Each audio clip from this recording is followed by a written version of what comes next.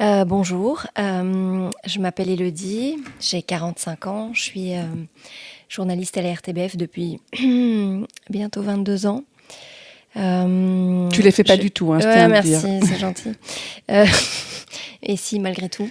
Je viens d'un petit village qui s'appelle Romicourt, en Hesbaye.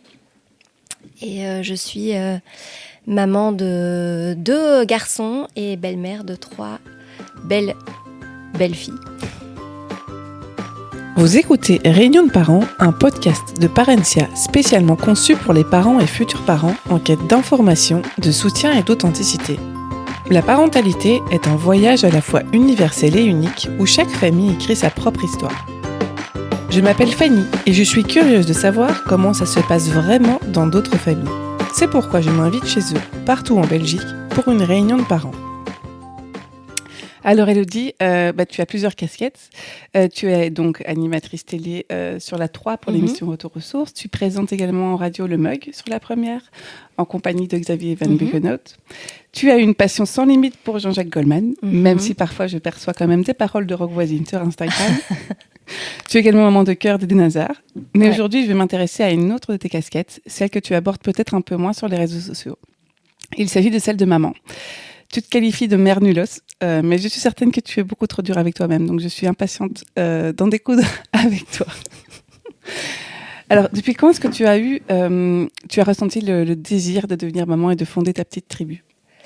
Très tôt, très tôt, et je ne sais pas pourquoi, mais petite, alors ça paraît un peu cliché, mais petite et même très longtemps, jusque début de préadolescence et en cachette, j'adorais jouer avec des poupées, imaginer que j'étais maman, imaginer que j'étais avec un bébé et tout ça. Je pense que ça vient de la comtesse de Ségur, où en fait elle jouait Camille et Madeleine avec des poupées de porcelaine, et moi c'était tout mon univers avec des robes et tout ça.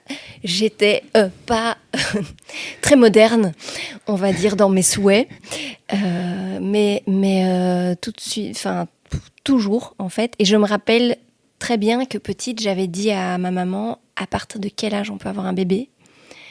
Et donc elle m'avait dit, mais je devais avoir, je sais pas, 6 ans, un truc comme ça. Je lui ai demandé ça, elle m'a dit, en théorie 12 ans, plus ou moins. Et alors je suis avec une copine de 12 ans et je comprenais pas qu'elle fasse pas un bébé, quoi. Elle avait la possibilité de le faire et pourquoi elle le faisait pas. Et après j'ai compris évidemment, mais pas né dans le bon pays. Mais ouais, non, exactement. Mais enfin, c'était ouais, non, ça a toujours été. Et je me suis toujours dit, ça va être ça le plus beau jour de ma vie. Ce sera ce jour-là. Et en fait, oui, c'était quand même ce jour-là. Et du coup, une fois que tu étais en âge d'en avoir, je dis peut-être pas à 12 ans du coup, mais quand tu es entrée dans l'âge adulte, est-ce que c'était un de tes premiers objectifs ou tu as mis ça un peu de côté ? J'ai mis ça un petit peu de côté au début parce que forcément, on est jeune, on a envie de faire plein de trucs. J'adorais mon métier, je voulais faire plein de choses. Et donc, je m'étais dit, finalement, je ne ferai pas de bébé avant 30 ans.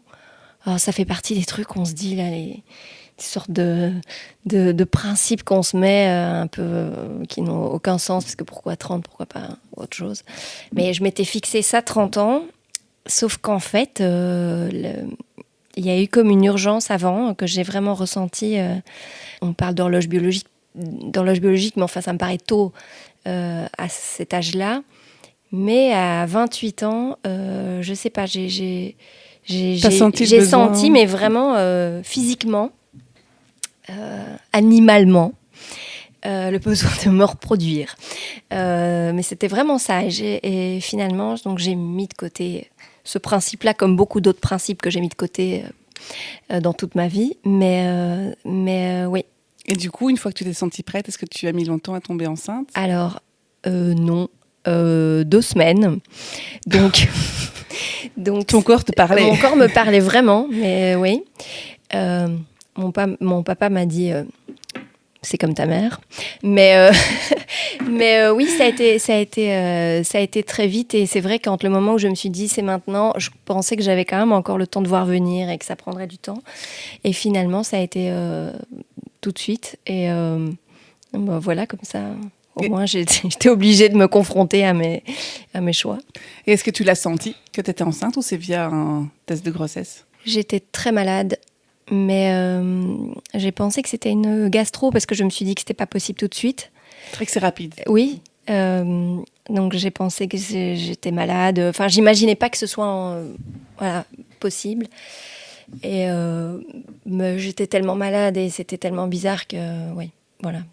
Forcément, j'ai fait un test après, mais bon, l'évidence était quand même, était quand même là. Ouais. Et cette première grossesse, comment elle se passe? Beaucoup de nausées et de fatigue les premiers mois, mais les 3 premiers mois, mais vraiment comme expliqué, parfois on se dit que c'est ça aussi, c'est pas forcément la réalité, mais si en fait vraiment après le 3e mois, et je crois qu'il y a aussi une part de psychologique où après 3 mois on le dit et donc on se libère de quelque chose et donc on le vit moins mal. En tout cas, moi, je crois, moins malade parce qu'aussi, je devais moins cacher les choses. Et après, le rêve. Alors là c'est toujours sujet à détestation des femmes quand elles disent « j'ai une grossesse de rêve ». Mais c'est vrai, je me sentais super bien. J'adorais. Moi, j'ai toujours adoré être enceinte. J'ai fait que 2 enfants, mais c'est vrai que j'aurais pu être enceinte plein de fois. Donc, oui, je sais pas pourquoi. Je crois qu'on libère des hormones. Je me sentais invincible.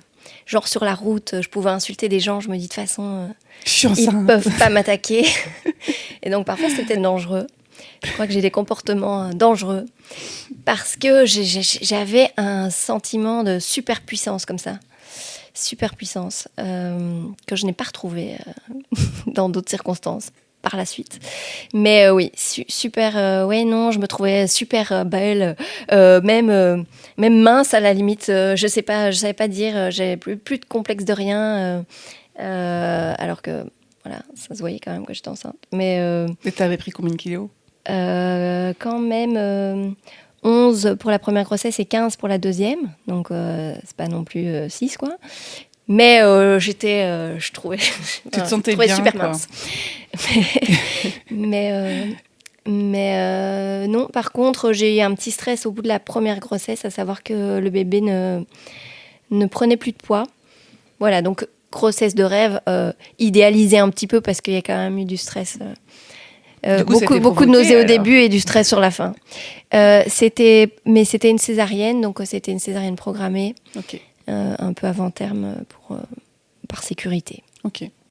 Et donc, du coup, tu disais là tout de suite que devenir maman, c'était ton rêve depuis toujours. Et maintenant que tu as bébé dans tes bras, tu vis vraiment ce moment comme le plus beau jour de ta vie ou c'est différent de ce que tu avais projeté? Non, si, quand même. C'était, Enfin, je trouve que c'est une sorte d'expérience cosmique. Indescriptible. Oui, en fait, oui. J'ai pas trouvé d'équivalent personnellement, et ce pour mes 2 accouchements. J'ai pas trouvé d'équivalent. Il y a quelque chose de,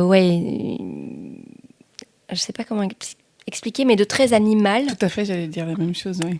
Et ça, moi, j'ai adoré le fait d'avoir l'impression d'être un animal et de me dire, je fais même pas quelque chose d'intellectuellement réfléchi. Mais moi, j'ai trouvé ça dingue de me dire, en fait, on est des êtres vivipares. Je sais pas. Oui, c'était marrant. Et de voir que le corps réagit sans qu'on décide pour l'allaitement, pour tout. Le fait que, en fait, la nature est bien faite pour plein de choses qu'on sent, qu'on a une sorte d'instinct aussi animal de se dire notre bébé est bien, notre bébé est pas bien. Je trouve que ça, on le ressent. Moi, je l'ai ressenti très fort et ça, j'ai adoré finalement être un peu presque spectatrice d'une émission animalière où je laissais faire les choses et la nature. Tout en ayant cette impression de super pouvoir, encore une fois, quand je t'écoute, c'est ce que j'ai l'impression. Ce que tu aurais pu te dire, waouh, c'est un nouveau monde que je connais pas, comment je dois m'y prendre. Mais toi, de ce que tu me dis, j'ai plutôt l'impression que c'était on gère, c'est instinctif, c'est presque inné, quoi. Tout se met en place, mais c'est vrai que pour le premier bébé, je trouve que c'est quand même assez paniquant de se retrouver à la maison, en fait. C'était ça au début, ça me paniquait de savoir il a de la fièvre, il n'a pas de fièvre, il mange bien, il ne mange pas bien. Mais tout en sentant quand même les choses et en prenant confiance au fil du temps, de me rendre compte que ce que je sentais sans pouvoir forcément l'expliquer factuellement, en général, j'étais dans le bon. J'estimais pas avoir la science infuse de la maternité en accouchant, c'est juste je me suis rendu compte les choses se mettent en place quand même assez naturellement. Alors aussi beaucoup de chance parce que pas eu de soucis particuliers et que l'histoire s'est bien passée. Expérience animalo-cosmique intéressante. Et du coup, toi qui as bien vécu ta grossesse, est-ce que l'après-grossesse a été compliqué de retrouver ton corps d'avant-grossesse, mais quand même transformé Est-ce que tu as encore ressenti ce super pouvoir ou il s'est passé petit à petit? Non, on sent vachement moins super pouvoir après. J'avoue, donc mon premier, il a 15 ans, donc ça remonte quand même un petit peu. Mais je me suis pas non plus mis une pression monumentale à ce moment-là. Même si c'est vrai que je fais un métier où peut-être ça peut quand même être un peu embêtant. En fait, c'était pas spécialement par rapport à ton corps, c'était vraiment par rapport à, tu vois, cette poussée d'hormones qu'on a pendant la grossesse et ce sentiment de super pouvoir et d'après, de plus l'avoir, en fait. Oui, ça dégringole quand même. Moi, j'ai très fort senti la chute. Ouais. Et même, ça correspond à quelque chose d'émotionnel, je trouve, où on a un bébé dans un ventre pendant 9 mois et après il sort et donc ça fait peur. Je trouve qu'il est en danger, il est plus tout le temps avec soi. Donc moi j'ai un sentiment toujours d'angoisse. Mais donc non, le sentiment de super pouvoir passe très vite et au contraire. Alors on garde le côté de nouveau, on revient à cette idée d'animal, mais en fait, le super pouvoir, c'est aussi le côté louve, en fait, parce que savoir que on peut tuer quelqu'un, en fait, maintenant, à partir de maintenant. Mais oui, en fait, c'est sûr. Donc, c'est ça, on est des meurtriers en puissance pour notre enfant, pour le défendre. Et oui, il y a quand même encore cette force de se dire... on a quelqu'un à protéger, donc à partir de là, il y a certaines peurs qui s'en vont. Ouais, c'est une nouvelle version de toi-même. Exactement. Et du coup, est-ce que tu as trouvé facilement ton nouveau rythme, en tant que couple et en tant que famille? Est-ce que vous avez eu facile à trouver vos marques? J'ai l'impression qu'on est pris dans ce cas-là, dans une sorte de tourbillon. On se pose pas trop la question de se dire, on prend ses marques et tout. On fait. En plus, mon bébé se réveillait toutes les 1h30, donc cette période... J'ai une petite amnésie globale, ouais. Donc on fait un peu, on fait comme on peut, quoi. Mais c'est sûr que oui, ça chamboule un couple, ça chamboule la famille. Mais moi, j'étais tellement gaga de mon bébé que je ne sais même pas si je me suis posé la question, en fait. Et du coup, est-ce que vous avez projeté d'avoir un deuxième enfant ? Alors moi, je m'étais mis dans l'idée, de nouveau avec un principe théorique, d'avoir 3 enfants, parce que moi j'ai un frère, et je trouvais qu'on s'était trop disputé étant petit, parce que c'était frontal, 2. Je me disais, il nous aurait fallu une 3e personne pour faire tampon, pour faire des clans, pour faire des histoires. Et là, c'était trop la bagarre et tout. Et donc, je m'étais dit, 3, c'est bien, parce que ça fait un triangle. Et donc, s'il y en a 2 qui se disputent, il y a moyen de... Je m'étais fait ça comme idée. Donc, de nouveau, c'est la théorie et la pratique qui ne sont pas toujours ce qu'on avait imaginé. La vie fait que je me suis séparée du papa de mon premier fils, quand il avait 3 ans et demi. Et que, sans non plus que je le prévoie, mon 2e conjoint, lui, avait déjà 3 enfants. Et donc là, déjà, mon équation était perturbée, parce que là, je me suis retrouvée avec un enfant plus 3. Donc là, on était déjà à 4. Ah oui. Pour préparer cette réunion de parents, j'ai moi aussi fait mes devoirs. Saviez-vous qu'aujourd'hui, les familles recomposées occupent une place importante dans le paysage familial belge ? Environ 15% des ménages sont des familles recomposées, et ce chiffre ne cesse d'augmenter. Cela s'explique par l'évolution des relations. Les séparations, les divorces et les nouvelles unions redessinent ce qu'on considère comme une famille classique. Ce qui est intéressant, c'est qu'il y a des différences entre les régions. En Flandre, la proportion de familles recomposées est un peu plus basse qu'en Wallonie ou à Bruxelles. Bruxelles, avec sa diversité culturelle et son caractère urbain, a une variété de configurations familiales plus marquées. En parallèle, les familles traditionnelles, où les deux parents biologiques vivent ensemble avec leurs enfants, diminuent progressivement. Ce modèle représente encore une majorité, mais de moins en moins. On voit aussi une hausse des familles monoparentales, qui sont souvent un point de départ avant la création d'une famille recomposée. Ces chiffres montrent à quel point la notion de famille est en pleine mutation en Belgique, avec des modèles qui se diversifient et s'adaptent aux réalités d'aujourd'hui. Et du coup, le fait de passer de 1 à 4, est-ce que c'est quelque chose qui a été un frein pour toi dans cette nouvelle relation ? Non, vraiment pas. Non, j'étais plus inquiète de comment justement gérer ça au mieux. Mais c'est pas forcément ça c'est pas les enfants en eux-mêmes qui me faisaient peur, parce que moi j'avais ce fantasme de la grande famille. Ma maman a 6 frères et sœurs, donc je fantasmais un peu sur ces grandes tablées et tout ça.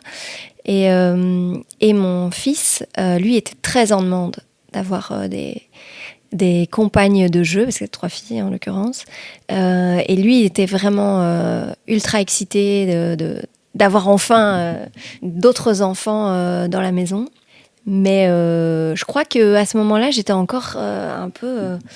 j'étais plus jeune, et donc j'ai pas non plus mesuré l'ampleur non plus de la tâche. Parce que c'est carrément un nouvel équilibre. De passer de 1 à 4, c'est pas rien, quoi. Alors forcément, on passe pas de 1 à 4 à temps plein. Il y a toute une zone de rééquilibrage et d'adaptation. Et du coup, après combien de temps tu as fait la rencontre de ces filles ?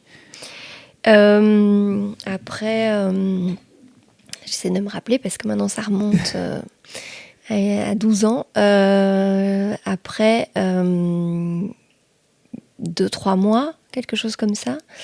Est-ce que c'est une rencontre que tu redoutais ? Bah oui, forcément.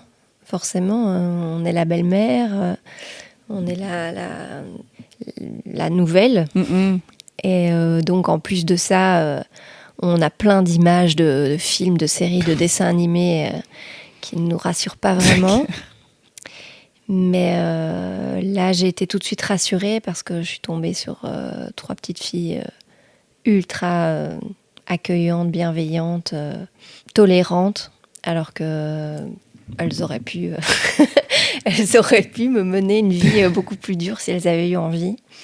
Et la rencontre entre ton fils, du coup, et tes 3 belles-filles s'est bien passée aussi ? Il se trouve qu'ils les connaissaient déjà, parce qu'ils étaient à l'école ensemble. Ah. Mais bon, il y a les connaître et pouvoir vivre avec elles. Et lui, il était tellement enthousiaste que je pense que elle, ça pouvait peut-être un peu les saouler au début. Mais lui, il était tout foufou. Donc, ils ont beaucoup d'années d'écart ou... Non, en fait, ils se suivent tous de plus ou moins 2 ans. Et lui vient s'insérer entre la 2e et la 3e de façon assez... Okay. Il manquait une petite pièce, et c'est lui. Et donc, et puis très vite, finalement, vu que ses enfants étaient tous encore assez jeunes, ils ont grandi ensemble, et c'est devenu des frères et sœurs, en fait. Comme frères et sœurs. Ils se considèrent comme frères et sœurs, vraiment. Lorsqu'une nouvelle famille se compose, il est important de comprendre comment les allocations familiales s'adaptent à cette nouvelle réalité. Voici les points essentiels à connaître. Premièrement, tous les enfants comptent ensemble. C'est-à-dire que dans une famille recomposée, tous les enfants vivant sous le même toit sont pris en compte pour calculer les allocations. Cela peut modifier leur ordre ou leur rang, ce qui influence les montants versés. Par exemple, si votre enfant était unique, il devient peut-être l'aîné parmi d'autres enfants. Et cela peut entraîner un ajustement des allocations familiales. Deuxièmement, qui va percevoir les allocations ? Quand la garde des enfants est partagée, il est possible de décider qui recevra les allocations ou même de les répartir entre les 2 parents. Si les enfants résident principalement chez vous, les allocations seront versées à votre nom, sauf si un autre arrangement est convenu. Troisièmement, il existe des aides supplémentaires. Les compléments varient selon votre région, que vous résidiez en Wallonie, en Flandre ou à Bruxelles. Ils peuvent inclure des aides pour les familles à revenus modestes ou ayant un enfant avec des besoins particuliers. Si la composition de votre ménage change, ces aides peuvent aussi être recalculées. Et tu me parles de vivre ensemble, du coup, est-ce que vous avez envisagé d'emménager ensemble assez rapidement ? Oui. Oui, parce que d'abord c'était un projet de couple, mais c'est vrai qu'on a d'abord essayé de voir un peu si c'était envisageable pour les enfants. Et au début, on a fait des gardes alternées en se disant, parce que moi j'étais toujours stressée de me dire attention, faut pas les perturber, faut pas les. Et c'est eux qui nous ont dit mais pourquoi vous nous mettez séparément ? C'est chiant en fait. Nous, c'est plus marrant, d'être ensemble. Donc en fait, la démarche ça a pas de venait sens. d'eux, quoi. La démarche venait presque d'eux, de se voir. Ah mais c'est complètement. Et donc voilà, c'est ça qui a forcément créé la famille, c'est qu'il fallait créer des souvenirs ensemble et c'était plus logique en fait, parce que sinon c'était un peu schizophrénique d'avoir un enfant une semaine et 3 enfants de l'autre. Donc oui, non, ça c'était. Mais bon, au début, on ne sait pas en fait, on teste des choses. Et une maison pour 5 enfants, c'est compliqué à trouver ou ça a été facile ? Alors au début, en fait, Benjamin et ses 3 filles sont venus avec son... Donc au début, j'avais un appart avec mon fils. Et on s'est dit, on va faire ça. Il y avait 2 chambres, mais il y en avait une très grande. Et on a mis 2 fois des lits superposés. Donc ça a fait dortoir. Alors pas longtemps. Ils ont dû adorer.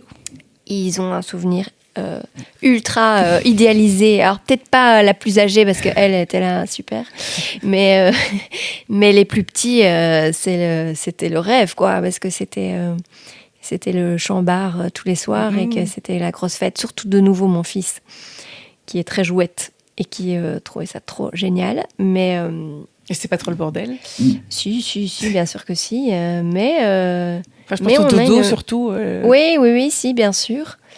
Mais c'est vrai que c'est une période qu'on regarde avec beaucoup de nostalgie parce que, oui, c'était un peu, je dirais pas bohème, mais je sais pas dire, mais c'était marrant, franchement. Enfin, c'est une belle façon de démarrer une nouvelle vie de famille. Ça a ancré les choses. Ouais. Ça a ancré les choses. Ça n'a pas duré longtemps, ça a duré 1 an et demi. Et je crois qu'il ne fallait pas que ça dure plus longtemps non plus, parce qu'à un moment donné, voilà, il faut que chacun aussi puisse avoir un petit espace. Mais non, c'est vraiment ça qui a cimenté la famille. Et alors, je dis pas, parce qu'il faudrait leur poser la question à chacun, hein, je dis pas que c'était simple non plus, parce que c'était une nouvelle vie, qu'il fallait s'adapter.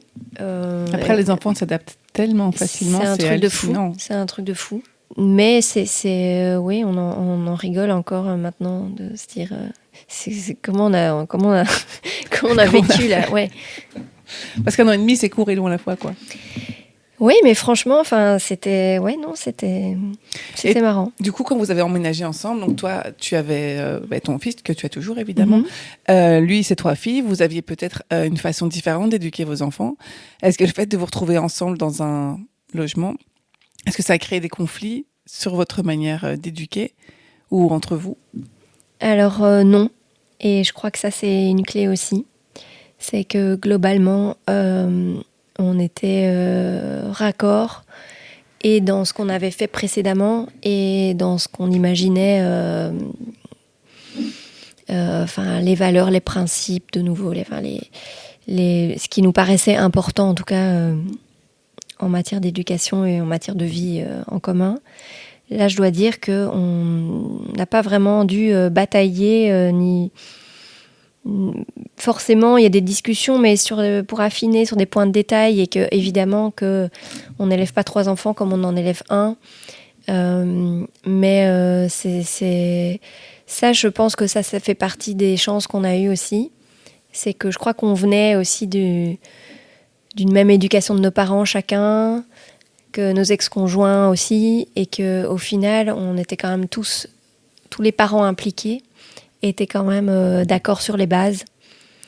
Et que donc, oui, on peut fine-tuner exactement, mais pas d'écart important, quoi. Ok.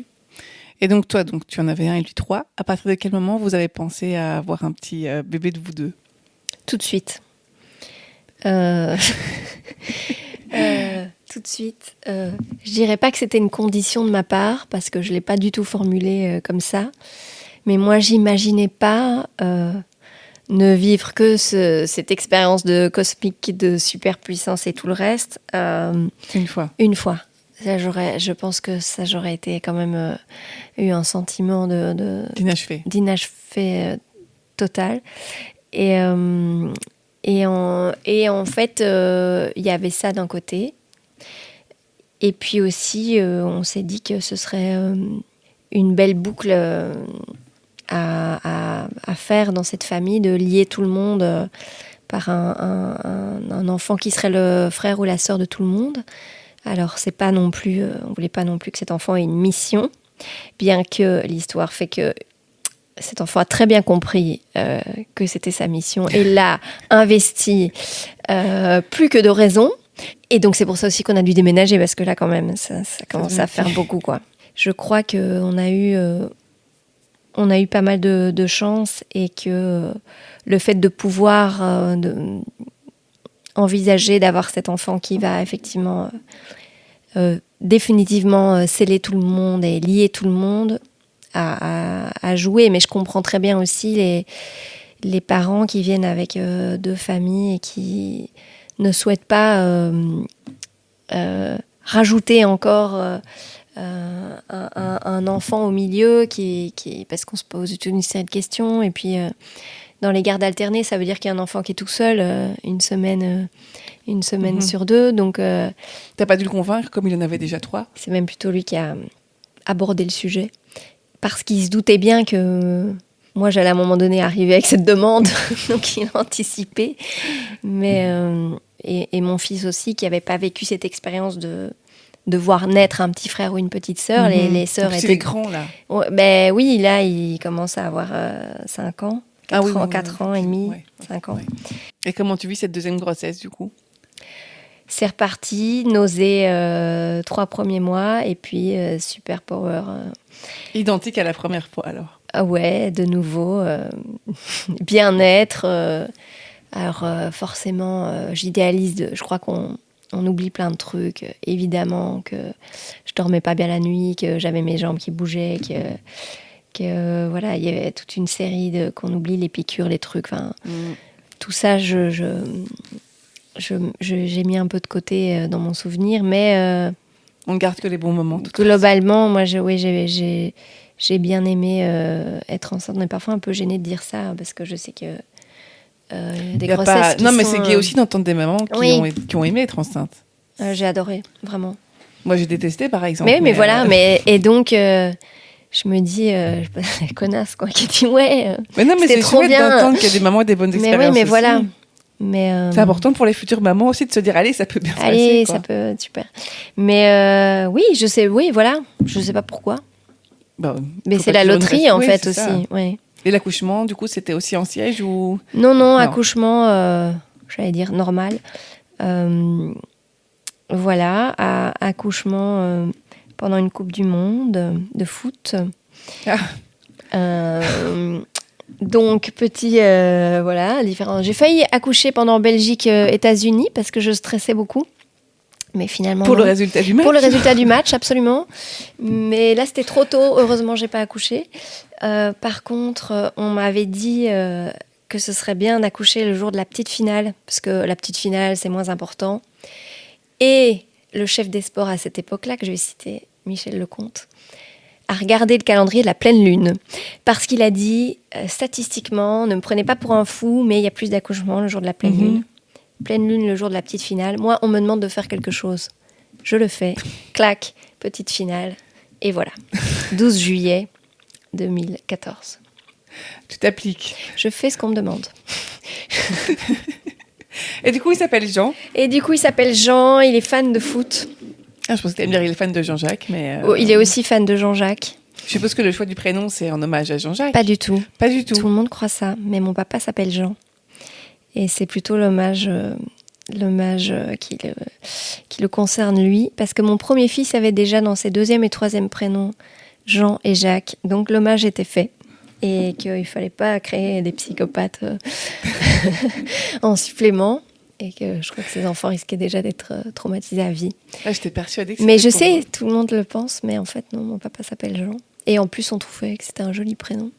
Après, Eden, c'est joli aussi. Alors, j'avoue qu'on avait décidé que si les diables étaient en finale, il ne s'appellerait pas Eden, mais que son deuxième prénom, potentiellement, pourrait être Eden. Mais les diables n'ont pas été en finale. Donc son deuxième Au prénom, final, c'est c'était Philippe. pas plus mal. Ce qui n'a rien à voir. Mais il a plein d'Eden dans son groupe de foot. Enfin voilà, il y a plein de petits Eden qui sont nés à la même époque, évidemment. Et comment ça se passe avec le petit et les grands frères et les grandes sœurs à la maison? Le roi Soleil, il a très vite compris qu'il pouvait susciter de l'attention, de la sympathie. Comprenne ça vite. De la sympathie. Et donc, il a développé très vite un sens du spectacle, du musical. Et maintenant, donc, du coup, vous êtes au complet. À quoi ressemble une journée, enfin, je pense. Oui. À quoi ressemble une journée typique dans votre vie de famille recomposée? Pas surtout les matins et les soirs. Il n'y a pas de journée typique, c'est ça la particularité. Non, quand ils étaient plus petits, il y avait journée typique, petit déjeuner avec des céréales partout. Enfin, ça, je crois que c'est comme dans toutes les familles. Beaucoup de stress le matin, beaucoup de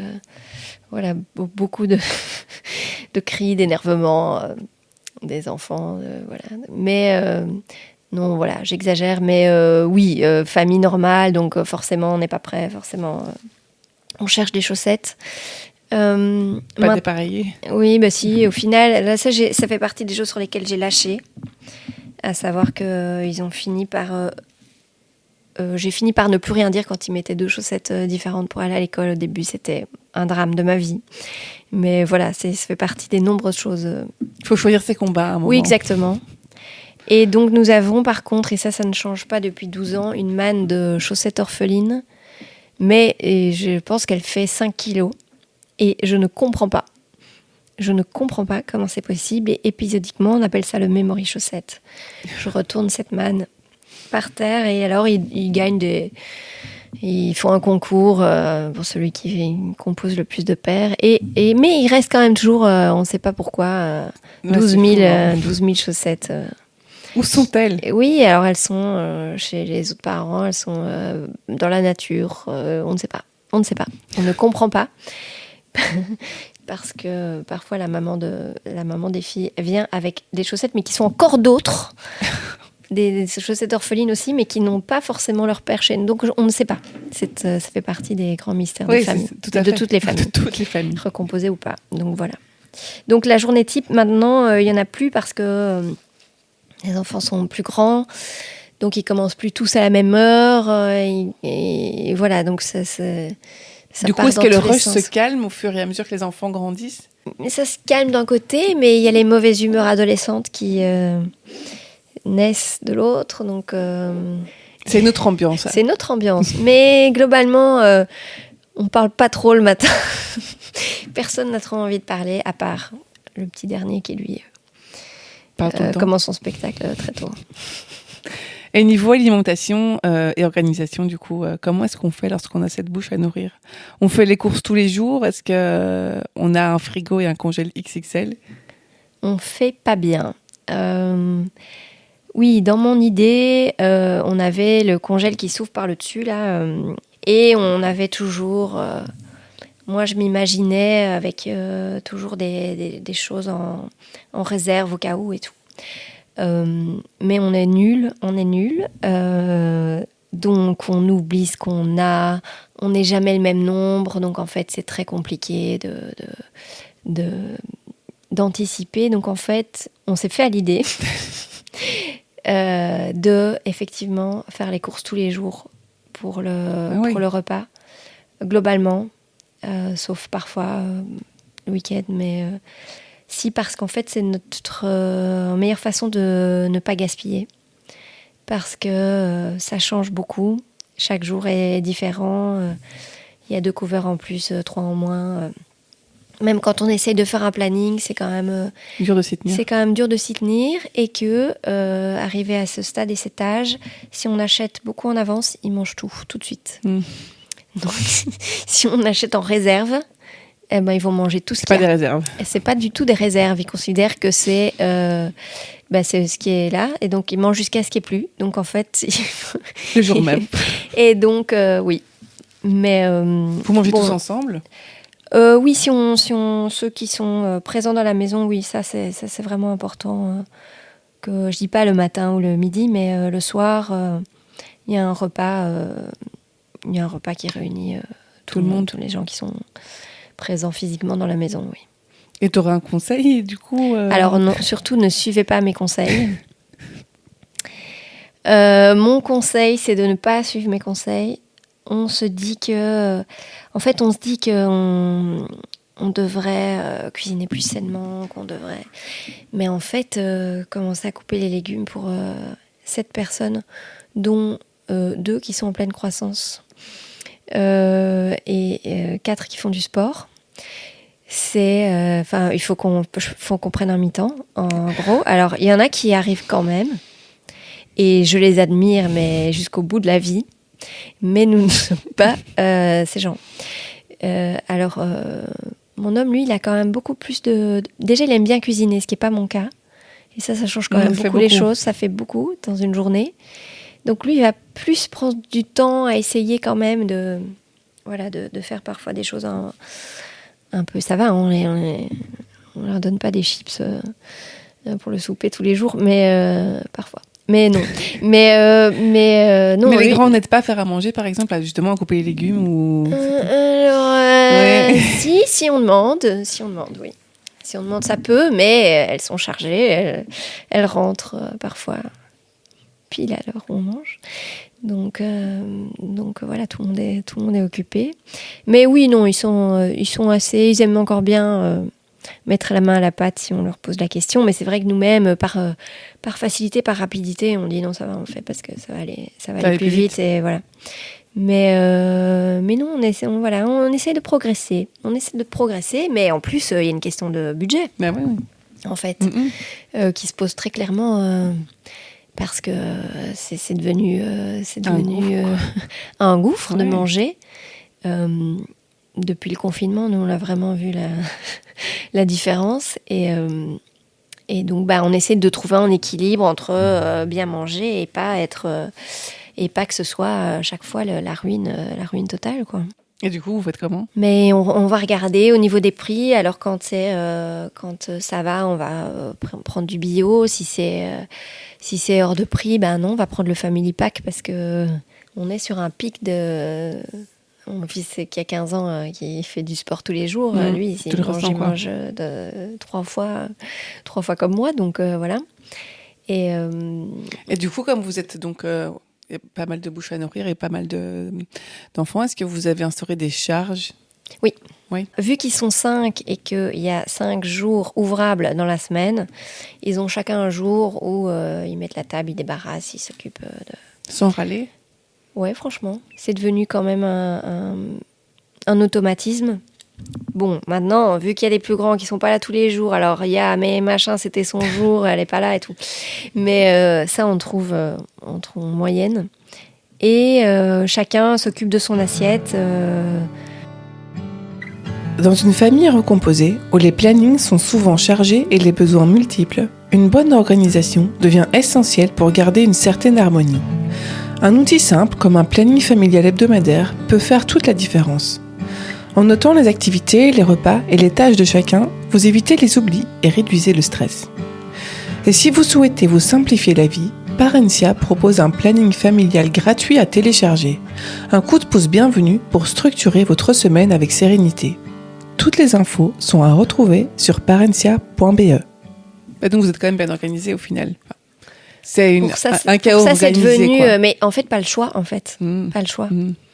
Parce que à ce nombre-là, et même des règles de rangement et autres, alors je dis pas du tout, ma maison n'est pas du tout ultra rangée et tout ça, mais quand même En fait, on peut pas se permettre que un enfant laisse traîner ses chaussures, parce que si tout le monde le fait, ça fait 14 chaussures dans le salon.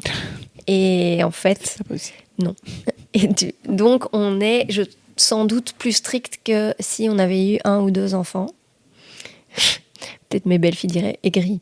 Mais non. Non, mais parfois un peu... oui, c'est un peu parfois la loi martiale, parce que sinon, on est tout de suite... s'ils laissent traîner leur bol de petit déjeuner, je dis, mais sinon, c'est une pile directe. Et alors, évidemment, la pile est là, donc on se resserre à un autre verre. Les verres, on a mis des marques verres, comme quand vous faites une soirée et que vous mettez des trucs. Nous, c'est tous les jours. Parce que sinon, ils ressortent un nouveau verre à chaque fois. Et donc, il y a 40 verres. On n'a même plus 40 verres parce qu'il les casse, évidemment. Mais il y a des verres partout et plus personne ne sait quel est son verre, donc il va prendre un nouveau. Donc, on met des petits marques comme si on avait une soirée tous les jours. Des petits trucs en caoutchouc, là. Mais ça, Tous les moyens sont bons. Oui, et ça, je croyais qu'ils allaient faire ça 2 minutes et qu'ils allaient m'envoyer bouler avec cette histoire de... Mais ça, si, pour l'instant, ils continuent. En tant que belle-maman, quel est pour toi le plus gros challenge dans une famille recomposée ? Que ce soit en tant que belle-maman ou que beau-père, c'est de trouver la bonne place. Et je trouve que c'est pas simple, parce qu'au début... on s'apprivoise mutuellement, on essaye de pas prendre une place moi, j'étais très inquiète de pas prendre la place qui n'est pas la mienne. On n'est pas là pour remplacer quelqu'un, on remplace pas la personne de toute façon. Mais en même temps, il faut investir son rôle. On peut pas non plus faire comme si... ces enfants, oui, ils ne sont pas les nôtres biologiquement, mais on a quand même un rôle à jouer, un rôle important. Mais c'est vrai que c'est difficile de savoir où mettre le curseur et jusqu'où intervenir, jusqu'où ça va dans les deux sens, à la fois jusqu'où se permettre d'être tactile même. Et à l'inverse, jusqu'où on peut gronder, en fait. Et ça, c'est forcément, après, avec les années... mais c'est sûr que c'est pas simple de savoir où se placer en termes de parentalité, alors qu'on forme quand même une équipe parentale à la maison. Et qu'en plus de ça, on essaye qu'il y ait le moins de différences possible entre les enfants.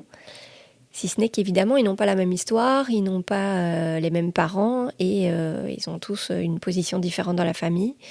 Mais on essaye qu'il y ait quand même une équité le plus possible. Mais c'est vrai que ça peut amener à des questionnements sur, pour être équitable, comment se comporter avec chacun des enfants. Et je dirais pas qu'on... Parfois, on a le syndrome du parent prof, où quand le prof est le parent d'un élève, il va être plus sévère avec son élève, avec son enfant, plutôt qu'avec les autres élèves. Et moi, j'ai eu parfois l'impression aussi Parfois, pour ne pas que les autres enfants pensent qu'on privilégie son enfant, on va parfois être plus attentif à certaines choses, ou plus... Et inversement, je suis sûre que les enfants, parce que quand on est petit, on dit toujours les parents préfèrent l'autre, machin. Et je suis sûre que ils se sont tous dit ça à plein de moments. Mais parfois, nous on réfléchit différemment, et finalement, parfois, on procure l'effet inverse. On provoque la réaction inverse de ce qu'on pensait. Donc, et c'est une question que tu te poses encore maintenant. Maintenant, oui. Tu trouves que tu as réussi à trouver ton équilibre et à composer, justement? Non, c'est une question de tous les jours. Vraiment, parce qu'en plus les enfants grandissent, donc c'est plus les mêmes attentes, c'est plus les mêmes relations, c'est plus... Et donc c'est un ajustement... constant. Oui. Est-ce que tu auras un conseil pour un parent justement qui a ses craintes également et qui a du mal à trouver sa place ou son équilibre dans une famille recomposée? C'est très difficile de donner des conseils parce qu'une famille n'est pas l'autre et qu'un enfant aussi n'est pas l'autre. Et ça aussi, nous, on en a 5, ils sont tous les 5 différents. Et donc, c'est vraiment très compliqué et de fait, c'est chaque fois à renouveler et à repenser. Un conseil, c'est alors là, je me mets dans la position, les conseils de parents, enfin voilà, il y en a plein, mais la position de beaux-parents est vraiment plus difficile parce qu'il y a eu moins de choses, moins de théories, et beaucoup par contre de préjugés et d'a priori, mais d'investir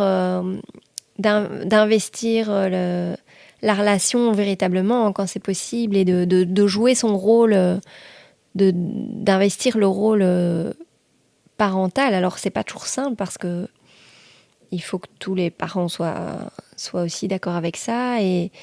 Mais oui, moi je me dis que à refaire, par exemple, je me dis au départ, j'avais tellement peur de m'imposer, enfin d'être trop, que je crois, enfin à refaire, je me dis, là à tel endroit, je pouvais être plus trop effacé peut-être au début. C'est ça. Comment on fait pour rester en bon terme avec, ou pour être en bon terme avec la maman des enfants? Je crois que à la longue, alors je ne veux pas parler pour elle, mais je pense qu'elle ne m'en voudra pas si je dis que chacune nous avons vu que l'autre voulait du bien à ses enfants, à soi, et que personne n'avait de mauvaises intentions et que globalement tout le monde œuvrait pour le bien-être des enfants. Et donc je pense que ça fait que je dirais même objectivement on se dit c'est quand même ça la priorité, et sur ce point-là on est d'accord en fait. C'est peut-être le plus important. C'est pas toujours simple en fait parce que il y a des histoires dramatiques où il y a tellement de souffrance et de rancœur chez les parents que c'est faut passer au-dessus quoi. Mais j'ai l'impression que dans ce cas-ci Vous avez trouvé aussi votre équilibre? Oui. Okay. Oui, je pense. Mais les enfants montrent la voie en général. C'est clair. Oui. Ils sont bons conseillers. Oui. Comment est-ce que tu réussis à concilier vie privée et vie professionnelle? Est-ce qu'on y arrive? Je travaille quand même beaucoup, mais le fait de pouvoir travailler en partie à la maison fait que ça permet... les nouvelles technologies nous permettent de ne plus avoir de frontières entre les deux. Mais oui, alors ça, évidemment, tous les désavantages qu'on connaît. Mais c'est sûr qu'entre le moment où j'ai commencé à travailler, je vous parle d'un temps lointain, et maintenant, c'est plus du tout la même chose en termes de possibilités, en fait. Et il y a plein de choses qui sont beaucoup plus simples et qui sont beaucoup plus faisables. Et il ne faut pas retourner au bureau pour je ne sais quoi, rechercher un truc. En fait, tout est quand même accessible. Le Covid a eu ses bons côtés. Oui, le Covid et globalement, tous les outils qu'on a en main font que, oui, on a quand même plus de facilité technique, en fait. Et pour conserver une vie de couple, là aussi, comment est-ce que tu fais avec vos emplois vous n'avez pas forcément les mêmes horaires, vous avez des enfants, tu as ta passion pour Jean-Jacques, pour le foot. Oui, Jean-Jacques prend énormément de temps. Mais alors, la passion pour le foot, ça c'est bien parce qu'elle est partagée par toute la famille, donc on se rejoint là-dessus. En fait, j'ai pas eu trop le choix d'avoir une passion pour le foot, en gros. Mais j'ai arrêté le foot, non. Mais non, on a quand même fait attention forcément, vu qu'on vient tous les deux de séparation, on a eu à cœur de ne pas reproduire certaines erreurs qu'on a pu faire. Et donc, en fait, on fait très attention à ce qu'il y ait des moments privilégiés pour nous deux, et ce, d'autant qu'il y a beaucoup de monde à la maison. Ou parfois, c'est vrai que on doit un peu je dis pas se forcer, mais passer au-dessus une forme de culpabilité, de se dire on part en week-end. Alors, moi, je me dis, oh, les petits, nanana, ils vont être, on doit les faire garder et tout. Mais après, c'est super important, en fait. Je crois qu'au vu de mes copines, je peux paraître un peu stricte en termes de préservation de mon couple, à savoir que, vu que mon homme travaille 3 soirs par semaine, ben, j'essaye de pas prévoir des soirées de copines toutes les semaines non plus, parce que sinon, en fait, il reste plus beaucoup de soirs si on met la famille, si on met les trucs qu'on a, si on met et donc on veille quand même très fort déjà à faire un maximum de choses ensemble. Alors le fait de travailler dans la même entreprise, ça aide. Mais que de partager un maximum de choses autres. Oui, alors ça passe par des stades de foot, mais vraiment de faire un maximum de choses à deux. Et c'est pas trop compliqué de faire garder les 5 enfants, du coup? Mais plus maintenant, parce que... Alors, il y a eu tout un temps où, en plus, les plus grands ont pu garder les plus petits. Et c'est toujours le cas. Et en plus de ça, les plus petits, maintenant, sont eux-mêmes aussi plus grands. Enfin, le plus petit, il aura 10 ans demain. Donc, oui, tout ça est beaucoup plus simple. On peut décider un soir d'aller au cinéma et voilà, eux, ils se gèrent, quoi. Alors, voilà, on ne va pas les laisser à l'abandon. Mais oui, tout est beau. Il n'y a plus il y a plus les stress de « Ouh là là, il faut donner les paquets de Pampers à la mamie parce que sinon... » maintenant, c'est oulala, qui a la voiture, qui va conduire, qui va rentrer, qui va. Mais voilà. Et vous avez généralement une personne qui gardait les 5 ou vous deviez en dispatcher 2 à gauche, 2 à droite On a eu des babysitters très courageuses qui ont gardé les 5. On a des super grands-parents, mais qui n'habitent pas dans la même ville que nous. Donc voilà, c'est pas décrochable comme ça à la dernière minute. À la dernière minute, quoique ils sont quand même très très dévoués, mais c'est sûr qu'on n'a pas eu des grands-parents qui toutes les semaines pouvaient les emmener ou à l'école ou s'occuper le mercredi après-midi. Ça, ils n'étaient pas au même endroit, donc ça non. Mais t'avais pris un congé parental? Non. Jamais? Non, ça non, parce que malgré tout, mon boulot fait que en dehors des heures d'antenne, il est assez souple en termes de préparation, donc ça je pouvais quand même gérer. Mais non, on a eu de tout. Et comment vous gérez les différentes activités des enfants parce que vous ne savez pas être partout à la fois? Ça a été tout un temps le poste le plus difficile de conduire, ramener. Il y a des mercredis où mon homme, pour qui c'est le jour pour lui c'est son samedi le mercredi parce qu'il travaille le week-end, où il passait 4 heures dans sa voiture à conduire, ramener, reprendre l'autre, ramener. Ça se tasse un peu aussi par l'âge parce que ils peuvent aller par eux-mêmes à certains endroits. Donc tout a tendance à s'apaiser à ce niveau-là. Ce qui ne nous empêche pas les week-ends d'avoir un match à 8h, à 9h, à 10h, à 11h, pas aux mêmes endroits et donc devoir se splitter. Mais ils sont plusieurs à faire du foot? Ils sont 2 à faire du foot et il y en avait 2 au hockey. Maintenant, il y en a encore une. Donc ça veut dire match tous les week-ends, quoi. Ouais. Ça fait beaucoup de matchs. Mais les choses ont tendance quand même à se simplifier à force qu'ils grandissent et que on connaît d'autres parents, on essaie de s'organiser. Voilà, mais ça n'empêche que les entraînements du vendredi soir jusque 20h à l'autre bout de la ville, on se dit en fait, ils ont décidé que les parents n'auraient pas de vie.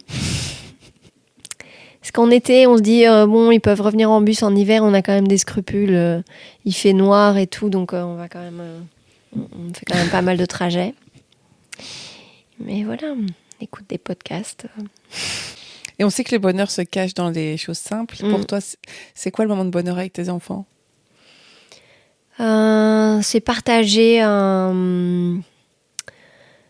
Du coup, c'est pas leur faire à manger, mais c'est quand on a un sujet de conversation qui concerne tout le monde. Alors, le foot ? Ça peut être le foot, ça peut être Jean-Jacques. Mais on ne parle pas que de ça, hein, je vous rassure. Mais ça peut être... oui, partager un... Il y a des choses qui nous rassemblent, des concerts, des films. Oui, c'est plutôt des... Oui, alors ça, c'est peut-être une déformation professionnelle. Mais moi, ça va plutôt être des choses, oui, peut-être sorties culturelles. Ça fait un peu... c'est pas forcément musée, mais genre... Aller voir un truc que tout le monde aime bien. Parfois, on fait des apéros pour un oui ou pour un non à la maison. Souvent pour un non. Souvent sans raison. D'abord, ça, de nouveau, c'est le confinement. Le confinement, ça a vraiment été un moment aussi de charnière pour la famille parce qu'on s'est retrouvés, voilà. Et on a fait des apéros et on a continué. Et on a sombré dans l'alcoolisme, mais non. Mais on a, oui, voilà, n'importe quel truc à célébrer, ou le vendredi soir, ou voilà, quand je dis sortie culturelle, ça peut aussi être regarder Danser avec les stars, quoi. Mais voilà, partager un moment un peu festif. Aussi inviter des amis, parce que nos enfants aiment bien qu'il y ait du monde à la maison, ils les connaissent. Et voilà, c'est plutôt des moments de fête, mais on est un peu festif. Trop. Est-ce qu'on est parfois trop festif ? Non, jamais, mais c'est juste qu'après, le lendemain matin... Ouais, tu le payes. Ouais. J'ai une dernière question pour toi. Est-ce que tu as un message spécial à transmettre à Jean-Jacques ? Non, c'est pas vrai. As-tu un message spécial à transmettre à tes enfants et tes beaux-enfants pour le jour où ils écouteront ce podcast ? J'espère que vous ne serez pas trop dur avec moi face à votre psychologue d'ici quelques années. Non, j'espère avoir le moins mal fait possible. On a essayé, en fait. Pardon, on a essayé. Merci, Élodie. Avec Merci grand plaisir. beaucoup d'avoir participé à ce podcast. Merci à toi. Voilà, c'est la fin de cet épisode avec Élodie, alias #LaMèreNulos. Élodie, si tu nous écoutes, on espère que cet échange t'a fait autant de bien qu'à nous. Et surtout, rappelle-toi que dans cette aventure de la parentalité, il n'y a pas de mode d'emploi parfait, mais il y a toi. Et c'est déjà énorme. Alors, sois indulgente avec toi-même, car ce regard bienveillant, c'est aussi celui que tes enfants et beaux-enfants posent sur toi. Comme le dirait un certain artiste aux mélodies intemporelles, il suffit parfois de croire en soi pour transformer ses doutes en force. Et à vous, chers auditeurs, merci de nous avoir écoutés. Si cet épisode vous a inspiré, aidez-nous à faire grandir Réunion de parents en nous laissant 5 étoiles sur Spotify. Et enfin, si vous souhaitez comprendre comment vos allocations familiales évoluent dans une famille recomposée, toutes les réponses se trouvent sur parentia.be. Prenez soin de vous et à très vite pour un nouvel épisode. Psst. Envie de rejoindre Parentia ? C'est facile, simple et sans interruption de paiement pour vos allocations familiales. Retrouvez toutes les informations sur parentia.be.